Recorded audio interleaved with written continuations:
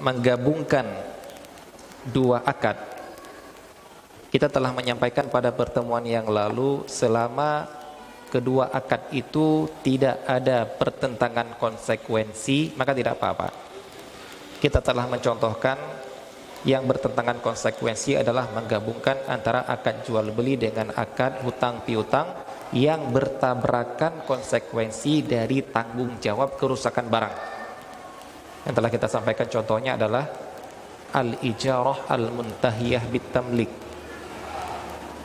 sewa menyewa yang ujung-ujungnya jadi hak milik. Kita telah mencontohkan.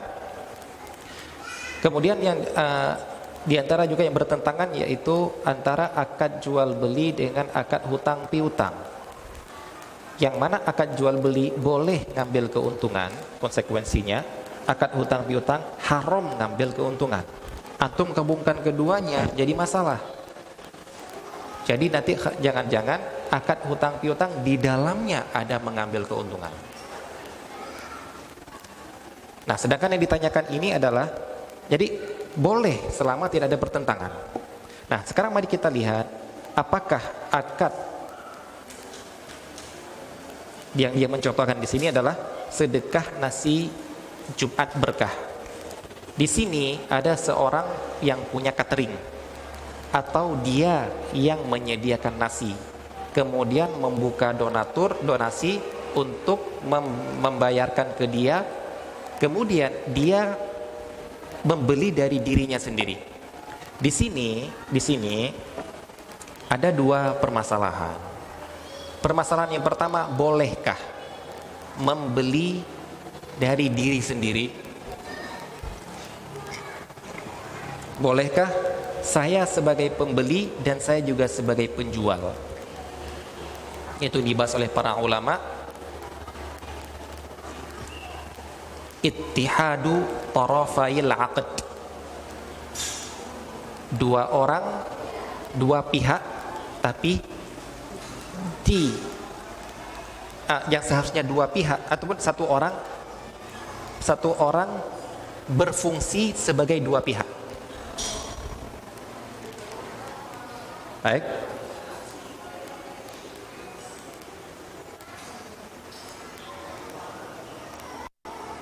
Kita contohkan dalam jual beli dengan cara perwakilan. Saya adalah wakil dari si pembeli, namun saya menjual barang tersebut. Saya penjual. Ada orang mau membeli lewat saya, donaturnya mau membeli lewat saya. Jadi saya membeli dari barang saya sendiri. Pembeliannya merupakan perpanjangan tangan dari orang yang mewakilkan saya, penjualannya saya menjual sendiri. Contoh dalam pernikahan, bolehkah seseorang menjadi mempelai dan dia sendiri yang mengakadkan? Gimana itu? Ini kalau secara nasab hanya berlaku bagi sepupu. Kalau secara hakim,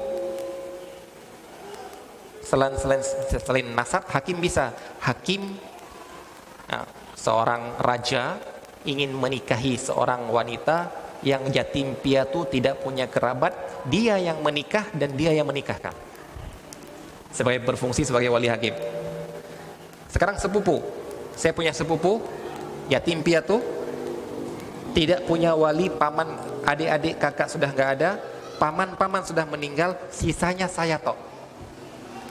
Wali dia saya tok, namun saya ingin menikahi dia. Bolehkah saya menikah dengan cara saya nikahkan dia dengan saya dan saya menerimanya? Boleh atau tidak?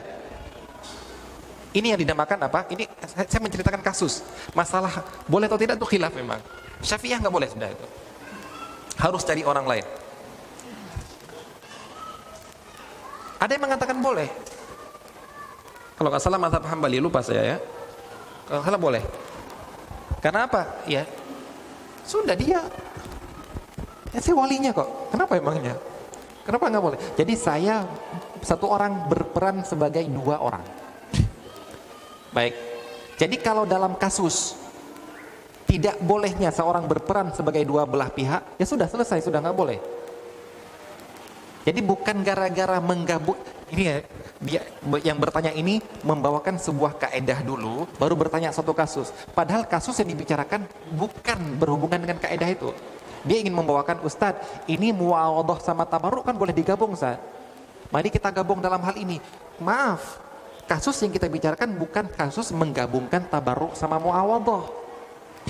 Kasus yang sedang kita permasalahkan adalah kasus antara satu orang berperan sebagai dua belah pihak. Boleh atau tidak? Baik. Yang mengatakan tidak boleh, gak usah urus yang lain. Nah, sekarang mari kita lihat mazhab yang mengatakan boleh.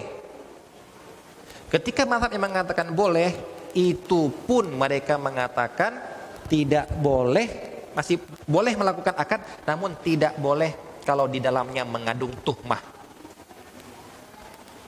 Apa itu tuhmah? Tuhmah itu kecurigaan. Apa kecurigaan? Mari kita lihat kecurigaannya. Baik, mari kita lihat bagaimana bisa menimbulkan kecurigaan. Baik, contoh. Bang Said panitia kurban. Kemudian dia mengumumkan donasi kurban di yayasannya untuk dibagikan ke fakir miskin. Datang orang berkurban, membayar uang. Nah, Bang Said kemudian mencarikan kambing sebagai wakil, ya, wakil donatur. Baik, ketika mencarikan kambing, insya Allah saya yakin Bang Said bersungguh-sungguh dalam mencari yang paling murah, yang paling bagus. Bahkan ketika ada temannya yang menawarkan, ikhwan yang menawarkan, Bang, saya punya kambing ini, Bang. Berapa harganya? Sekian. Wah, sekian, bisa lebih murah, sama persis. Dia tidak akan beli walaupun sama ikhwan, karena dia sedang mementingkan maslahat penjual. Ya, ingat, wakil itu harus melakukan sesuatu sesuai dengan maslahat. Nggak boleh suka-suka. Kalau saya pribadi, uang pribadi boleh suka-suka. Ini pernah kita singgung dulu sekali, yaitu tentang bagaimana sikap kita dalam mengurus harta sendiri dengan mengurus harta orang lain. Mengurus harta sendiri terserah. Ana mau beli kambing kurus, terserah ana kalau uang ana. Tapi kalau ana sebagai wakil orang lain, ana harus mencari sebaik mungkin. Baik. Enggak, saya akan cari itu. Wah, tawar-nawar-tawarlah, jangan segitu gitulah. Pasti Bang Said seperti itu. Baik, tapi sekarang bayangkan kalau Bang Said juga penjual kambing. Apakah akan diperlakukan seperti itu? Atau ya udah ini aja. Harga ini aja. Apakah akan sibuk membandingkan dengan yang lain? Berarti kenapa? Disinilah yang dikatakan kecurigaan. Ini jangan nuduh-nuduh ulama ya. Oh, berarti ulama menuduh kita suudzon ya? Bukan, itulah namanya kecurigaan. Kecurigaan apa? Kecurigaan yang sekarang yang tadi Bang Said berlaku sebagai apa? Pembeli. Perpanjangan tangan dari pembeli. Pembeli pasti akan mencari sebaik mungkin dan semurah mungkin, ya kan? Baik. Penjual ada nggak? Penjual akan menjual semurah mungkin? Tidak ada. Penjual itu pasti akan menjual semahal mungkin. Coba pertemukan dua itu. Sekarang si pembeli sebagai penjual, ketemu nggak? Nggak akan ketemu. Pembeli mencari semurah mungkin, penjual menjual semahal mungkin, ketemu nggak? Nggak akan ketemu. Inilah yang dinamakan dengan tuhmah, kecurigaan. Dicurigai dia tidak akan menjual dengan harga sebaik mungkin, semurah mungkin. Dan inilah yang dilarang di dalam transaksi yang dilakukan oleh dinas. Teman-teman, dinas ketika membuat sebuah proyek harus tender kan? Kenapa? Agar tidak terjadi ini. Begitu dia tidak melakukan tender tapi dibawakan kepada perusahaan menantunya. Ayo, kasus, nggak boleh. Ya ikhwan, pemerintah saja memperlakukan seperti itu, masa antum tidak sih? Pemerintah kalau mau buka proyek, tender dia. Kenapa? Pemerintah menginginkan semurah mungkin, sebaik mungkin. Tapi kalau dibawakan ke perusahaan menantunya, penantu sekda, anak sekda, jadi masalah, KKN namanya.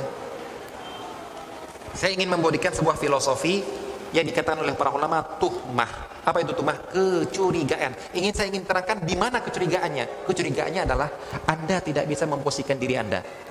Anda sebagai pembeli ingin membeli paling murah, Anda sebagai penjual harusnya ingin menjual paling mahal. Coba pertemukan. Ayo jujurlah, ketika kita jadi panitia kurban, sedang mencari kambing, sama ketika jadi penjual dan saya penjual kambing. Ya. Dan ini sebelum ribut-ribut ini di P3M-nya STDI pernah, mungkin 2 tahun yang lalu, Ustaz Syafiq membentuk panitia kurban dan dia ingin menjual kambing. Ustaz Syafiq tanya sama anak, Ustaz Nasir gimana ini? Apa? Gini, oh nggak boleh. Antum kalau panitia pembeli aja, nggak boleh antum menjual. Nggak ketemu nanti uang orang ini. Nah, itu kata Ustaz Syafiq. Sudahlah, bentuk panitia, kamu bebas cari yang mana. Bisa jadi kamu cari ke kambingnya ustadz yang jual, tawar-menawar bener-beneran. Oh, pokoknya antum lebih mahal daripada itu, saya lebih di situ harganya, badannya. Itu ketemu nggak? Itulah yang dinamakan tuhmah. Tuhmah itu apa? Apa arti tuhmah tadi? Kecurigaan. Dicurigai kamu tidak akan membeli semurah mungkin. Kenapa? Karena kamu sedang menjual semahal mungkin. Makanya jalan keluarnya bagaimana? Jalan keluarnya gampang sekali. Bilang sama donaturnya, saya yang jual ya. Bilang sama wakil, Pak, tolong carikan mobil saya ini ya. Ustaz, tolong carikan mobil saya, uangnya segini. Ustaz, beli mobilan aja, Ustaz. Ya, Ustaz ya. Terserah antum, mau mobil antum, mau mobil. Alhamdulillah, Pak tinggal kasih tahu kan? Saya sedang menjual mobil semahal mungkin, saya mencari mobil dari antum semurah mungkin. Ketemu dengan mobil anak, Ustaz, mobil anak aja mau nggak? Terserah antum, ya sudah. Ya, nanti akan kita bahas di ujung di jauh ini tentang perwakilan. Yaitu bolehnya yang pertama apa? Sudah diizinkan, selesai sudah kalau diizinkan. Yang kedua yang dibolehkan adalah ketemu di harga tender. Ketika ketemu di harga tender, ternyata ketemunya yang paling berani memberikan murah adalah perusahaan menantunya. Ya nggak apa-apa. Ya. Kemudian ketika yang mau ditenderkan yang saya beli ini ketemu di harga yang paling mahal. Kalau tadi tender, kalau ini lelang. Ketika dia lelang ketemu harga yang paling mahal adalah beli anaknya. Boleh. Jadi izin. Yang berikutnya adalah kalau sudah ditentukan harganya, kata Syekh Utsaimin 3. Baik, belikan harga jualkan, ini kan untuk jual. Jualkan harga segini. Itu saya beli pun nggak apa-apa. Kan sudah segitu harganya kan? Ini bagi yang membolehkan satu orang berperan dua pihak. Tinggal kita selesaikan masalah tuhmah. Kalau yang tidak bolehkan selesai, sudah nggak boleh mau apa lagi. Ya, Allah Ta'ala, apakah yang tidak bolehkan itu mazhab Syafi'i? Kalau nggak salah saya mazhab Syafi'i. Allah Ta'ala alam ya. Ini saya memberikan kaedah, saya tidak memberikan kepada donatur masing-masing donasi. Makanya saya tidak melayani pertanyaan ke kasus dalam hal ini. Ada yang nanya saya lewat WhatsApp, ada yang tanya saya lewat Facebook, saya akan layani. Saya cuma mengajarkan kaedah. Di mananya tuhmahnya di mana sih? Saat kecurigaan di mana sih? Ada orang yang mengatakan jangan nuduh-nuduh orang loh. Ini bukan nuduh, ini kenyataan. Kenyataan penjual itu menjual paling mahal, pembeli akan mencari paling murah. Coba pertemukan, tidak bisa dipertemukan, itulah namanya kecurigaan. Allah Ta'ala alam. Ya, saya perhatikan kaedahnya ya. Antum kalau sudah mendapat sebuah kaedah ilmu, ketika mendengar fatwa itu udah enak. Oh, ini yang dengar kemarin seperti ini itu prakteknya. Oh, ini. Ya.